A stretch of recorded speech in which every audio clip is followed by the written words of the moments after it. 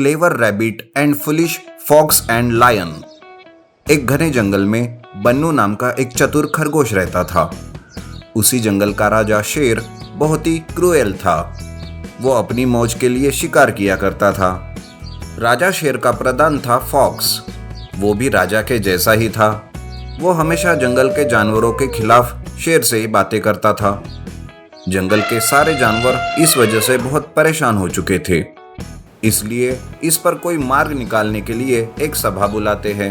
वहां जंगल के सभी जानवर रहते हैं। तब हाथी कहता है, अरे साथियों, इस शेर ने तो हमें परेशान करके छोड़ा है। अगर ऐसा ही रहा तो जंगल में एक भी जानवर जिंदा नहीं बचेगा। हाँ हाथी भाई, सही कहा। अरे ओ बुन्नू, तुम तो बहुत होशियार हो, तो तुम ही बताओ क्या कर सकते हैं। मैं भी वही सोच रहा हूँ, पर हाँ, अब इस राजा का बंदोबस्त करना ही पड़ेगा। ये सारी बातें फॉक्स सुन लेता है और तुरंत जाकर शेर राजा को सब बता देता है। जब ये बातें शेर सुनता है तो उसे बहुत गुस्सा आता है और वो कहता है, क्या कहा? अब ये जानवर एक शेर के मतलब जंगल के राजा का बंदोबस्त करेंगे। चलो मेरे साथ, अभी इनको मजा चखाता हूँ। ऐसा कहकर शेर और फॉक्स उस जगह जाते हैं जहाँ पर सारे जानवर इकट्ठा होकर रहते हैं। शेर को देखकर सारे जानवर डर जाते हैं। मेरे खिलाफ साजिश रची जा रही है। बेवकूफ जानवरों, तुम्हें क्या लगा कि मुझे कुछ पता नहीं चलेगा? शेर गुस्से में ये सब कहता है और तभी पास ही खड़ी हिरन पर शेर पंजा मारता है और उसे घायल कर देता है। तब बन्नू हिरन को बचाने के लिए आगे आता है और कहता है, अरे शेर राजा, हमें माफ कर दो। आज के बाद ऐसा कुछ नहीं होगा। माफ कर दो उन नादान जानवरों को जो आपसे बैर करने जा रहे थे। बन्नू की बात सुनकर शेर और फॉक्स वहां से चले जाते हैं। घायल हिरन की मरहम पट्टी की जाती है। इधर बाकी जानवर बन्नू से पूछने लगते हैं कि उसने शेर से माफी क्यों मांगी। तब बन्नू कहता है, अरे अभी माफी नहीं मांगते तो वो हमें हिरन के जैसे घायल करके छोड़ देता मरने के लिए। इस शेर को सबक सिखाने से पहले इस चमचे फॉक्स का कुछ करना होगा। अब आप सब लोग ये मेरे पर छोड़ दो। अब देखो कैसे मैं इस फॉक्स को मजा चखाता हूँ। बन्नू ऐसा कहकर वहां से चला जाता है। उसी जंगल में एक कुआं था जो कि बहुत गहरा होता है।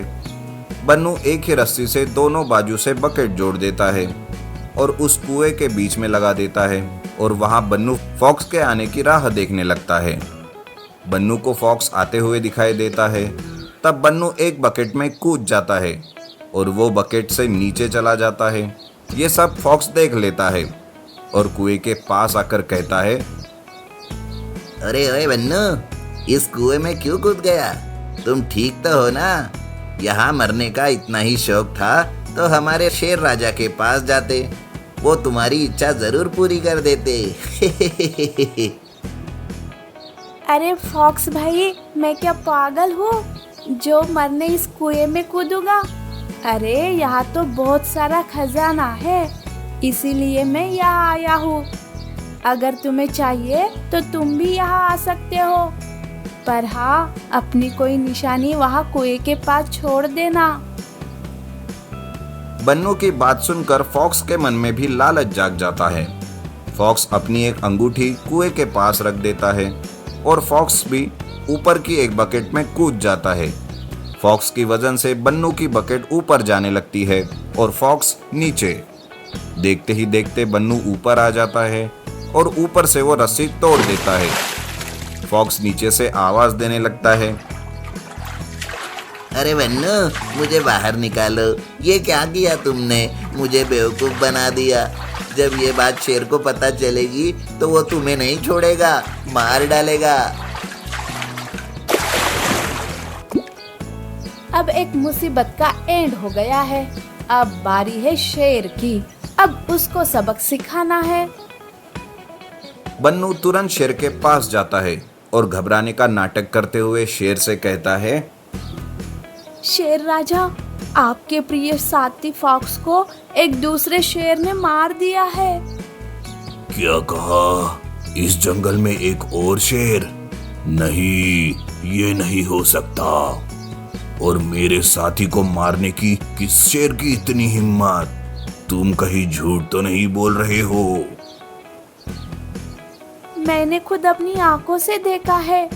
उस शेर ने आपके फॉक्स को मारा और जंगल के कुएं में उस फॉक्स को लेकर छुप गया है। आपको अगर विश्वास नहीं तो खुद देखकर तसल्ली कीजिए। शेर भी बन्नू की बातों में आ जाता है और उस कुएं के पास जाता है। वहां पर उसे फॉक्स की अंगूठी दिखाई देती है, जिसे देखकर शेर को यकीन हो जाता है। उस अंगूठी को देखकर शेर कहता है, अरे, ये तो मेरे प्यारे साथी की अंगूठी है। मेरे प्यारे साथी को किसने मारा? मैं नहीं छोड़ूंगा उसे। अरे ओ शेर, कहाँ छुप कर बैठा है? हिम्मत है तो बाहर निकल और मुझसे मुकाबला कर। शेर के ऐसे कहने पर भी कुएं से कोई भी बाहर नहीं आता और तब शेर कुएं में झांक कर देखता है। तब उसे उसका ही प्रतिबिंब पानी में दिखाई देता है, पर वो सोचता है कि वो दूसरा शेर है। तब वो भी उस पानी में छलांग मारता है और पानी में डूबने लगता है। अरे अरे, मैं डूब रहा हूँ। अरे मुझे कोई बचाओ। अरे कोई बचाओ मुझे। इस तरह शेर पानी में डूबने से बचने की बहुत कोशिश करता है, पर वो बचता नहीं और वहीं पर डूब के मर जाता है। इस तरह से बन्नू अपनी होशियारी दिखाकर फॉक्स और शेर को बेवकूफ बनाता है। सारे जानवर फॉक्स और शेर के मरने की बात सुनकर खुश हो जाते हैं और बन्नू का बहुत गुणगान करने लगते हैं।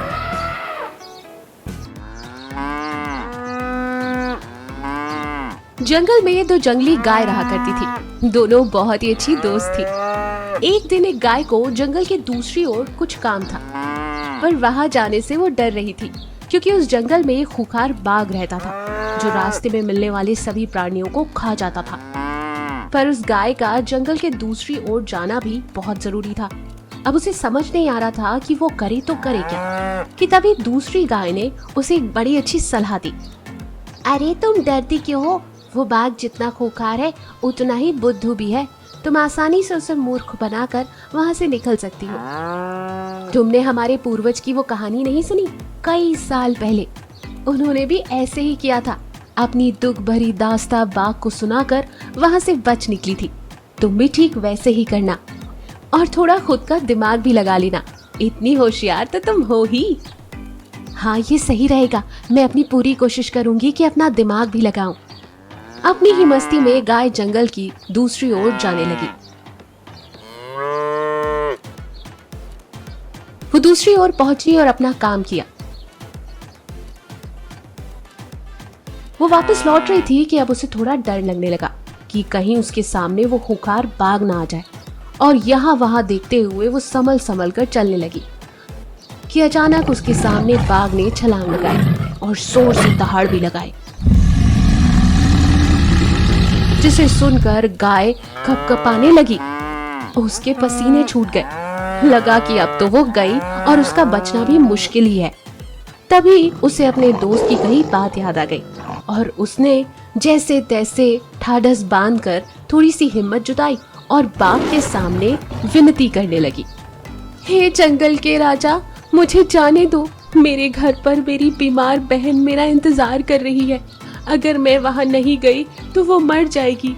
कृपया करो और मुझे अपने घर जाने दो। उसे वो दवाई देकर चाहे तो तुम मैं वापस आ जाऊंगी।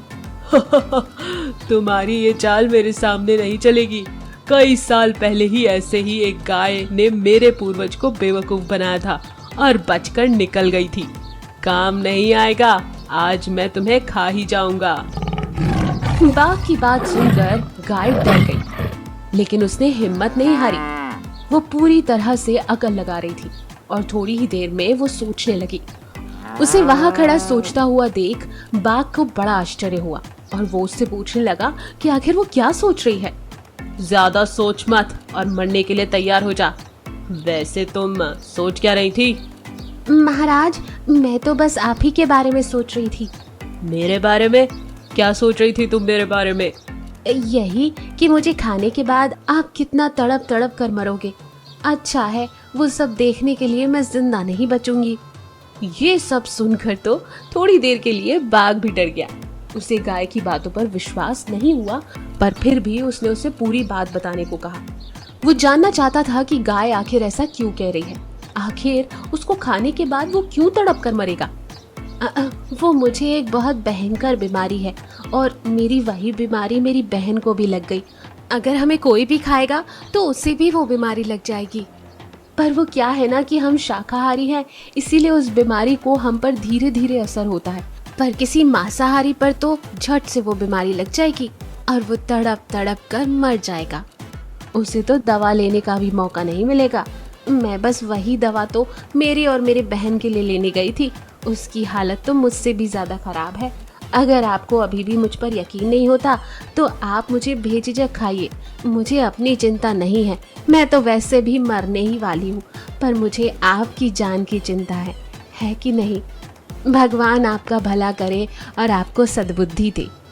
ये सब सुनकर बाघ पूरी तरह से डर गया और उसने खुद को ही तड़पते हुए मरता देख भी लिया और उसकी रूह कांप उठी। उसने तुरंत उस गाय को खाने का विचार अपने मन से निकाल दिया और उस गाय को कहा कि अब वो गलती से भी कभी उसके सामने नहीं आनी चाहिए।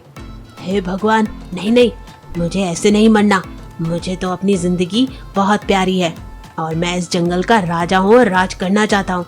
जाओ तुम, अभी के अभी मेरे सामने से निकल जाओ और फिर कभी मेरे सामने नहीं आना।